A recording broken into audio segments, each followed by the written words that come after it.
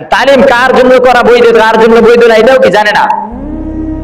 মা বোনেরা কি স্বামীর সাথে যুদ্ধ করে কি তালিমে যায় আর এক বাড়িতে? আর তালিমের কি তালিমের আলোচনা শুনেন। তালিম তো ওই ব্যক্তি করতে পারবে যদি স্বামী আপনাকে অধিকার দেয় যে আপনি ঘর থেকে বের হতে পারবেন। মা বোনদের জন্য কি বলতেছে, আপনাদেরকে বলে দিতেছে আপনাদের কি বাড়িতে গিয়ে পৌঁছাবেন কথাগুলো। স্বামীর অনুমতি ছাড়া কি মা বোন একটা তালিম তো দূরের কথা, ঘর থেকে বের হওয়ার কি কোনো অধিকার নাই। সে যদিও আল্লাহর রাস্তায় আল্লাহর কাজ করার জন্য বের হচ্ছে, স্বামীর অনুমতি ছাড়া একটা পা কি ঘর থেকে বের হওয়ার অধিকার কি নাই।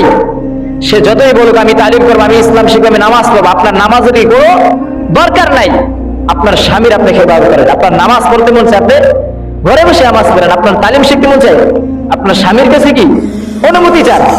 আজকে দেখবেন অনেক মহিলারা রয়েছে স্বামীর সাথে যুদ্ধ লাগাই দিই তালিমের কারণে। এই আমার স্বামী বেঈমান, আমার স্বামী কাফের, না হ্যাঁ নিজেও নামাজ পড়েন, আমারও তালিমে যাইতে দেয় না।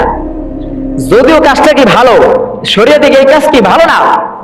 আপনার স্বামীর অধিকার লাগবে, আপনি তালিমে গেছে, এখানে আপনার স্বামী কাজ করে আসছে, মনে করেন ঘটনা করবে, অনেক ক্লান্ত। আচ্ছা এই যে ক্লান্ত, তার সেবা করা কি আপনার উচিত নাকি তালিমে গিয়ে আপনার মাসলা শেখা উচিত? যদি আপনার কাছে মনে হইতেছে কি ইসলাম শেখা না, আপনার স্বামীর সেবা করা কি উচিত। এটা কি মা বোনদেরকে বলবেন তালিম করো, ভালো কথা, স্বামীর অনুমতি লাগবে। আজকাল এই তালিম স্বামীর অনুমতি ছাড়া বের হওয়া নিষেধ কেন জানেন? ঘটনা করে মনে করেন বর্তমানে মানুষ পরকীয়ায় কি যুক্ত, পরকীয়ায় যুক্ত। আজকে কি স্ত্রী স্বামী রাখার পরও কি আর এক পুরুষের সাথে কি পরকীয়ায় জড়িত হয়ে যায়। আচ্ছা মনে করেন এই তালিমের কথা বলে যদি কোনো মহিলা স্বামীকে বলে, স্বামী আমি ওই বাড়িতে তালিম করতে যাব, কয় ঘন্টা লাগবে? 1 ঘন্টা। আচ্ছা এই 1 ঘন্টার কথা বলে একদিন গেল, কাউকে সাথে নিল না। এই মহিলা ওই তালিমে গিয়া না গিয়ে যদি জেনার কাজে লিপ্ত হয়, একটা পুরুষের সাথে জেনা করে, এই স্বামীর ধরার ক্ষমতা আছে? ক্ষমতা আছে? তালিমেও গেল নাকি জেনার কাজে গিয়ে লিপ্ত হয়ে গেছে, এক পুরুষের সাথে জেনা করছে, বা পার্কে ঘুরতেছে, বা যে কোনো পুরুষের সাথে গিয়ে আবাসিক হোটেলে রয়েছে, এই স্বামী কি জানবে না?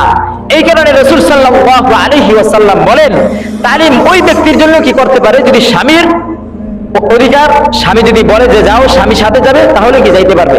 বা ওই ব্যক্তি তার সাথে যাদের সাথে দেখা করা কি জায়েজ আছে, ওই ব্যক্তিদেরকে নিয়ে যদি তালিমে যায় স্বামীর অধিকার অনুমতি সহ, তাহলে কি সে তালিম করতে পারবে।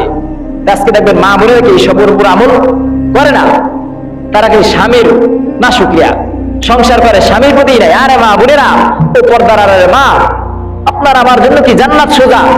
আজকে স্বামীরাও দেখবেন মহিলাদের প্রতি কি নির্যাতন করে, জালিয়াতি করে, জুলুম করে।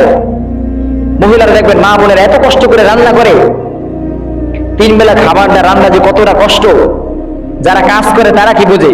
এই যে আমি মাঝে মাঝে কি এই চুলার কাজ কি করি, রান্না বান্না কি মোটামুটি পারি, কত কষ্ট যারা মা বোনেরা তারাই বোঝে। এত কালির সামনে এই যে দাঁড়গুলোকে ঠেলা দেওয়া, এটা যখন একটা পুরুষ রান্না করবে 3 বেলা, তখন কি বুঝবে অনেক কষ্ট। এই রান্না করার পর দেখবেন স্ত্রী স্বামী দেখবেন যখন খাবারটা দেয়, ঘটনা করবে খাবারের মধ্যে মহিলাদের একটা চুল পরে এই ভাতের মধ্যে, দেখবেন এই স্বামী অনেক সময় কি পেরেট ধরে বেড়ায়, মানে কি মানে না। একটা চুল পরার কারণে কি আমার সামনের মনে এক ইতিহাস দেখছি, একটা চুল পরে মহিলাদের পেরেট ধরে ঘুরায় মানে। কিন্তু যদি এই পুরুষ চিন্তা করতো, আমার স্ত্রী আমার জন্য কত সুন্দর করে, কত মায়া করে, কত যত্ন নিয়ে খাবারটা পাক করে আমার সামনে দিয়েছে, এই চুলটা যাক ফালায় দিই, সুন্দরভাবে যদি খাওয়া দাওয়া করতো, তাহলে স্ত্রী খুব খুশি হতো। কিন্তু আজকে তা না করে এই খাবার ফালায় দিই। আরে চুল পরা ভাতের মধ্যে, এটা একটা রিজিকের আলামত। ভাতের মধ্যে চুল পরা কি এটা রিজিকের আলামত। ঘরের মধ্যে অনেক মানুষ কি এটা জানেই না, রিজিকের আলামত। ভাতের মধ্যে যদি চুল পান মহিলাদের, ওই ঘরে কি রিজিকের আলামত। কিন্তু আজকে আমরা কি বলি, এই মহিলাই ভাতের মধ্যে চুল পড়ছে গেল, ভাত ফালায় রাগ হয়ে মহিলাদের কি মারধর করে। আরে ভাই এটা ঠিক না।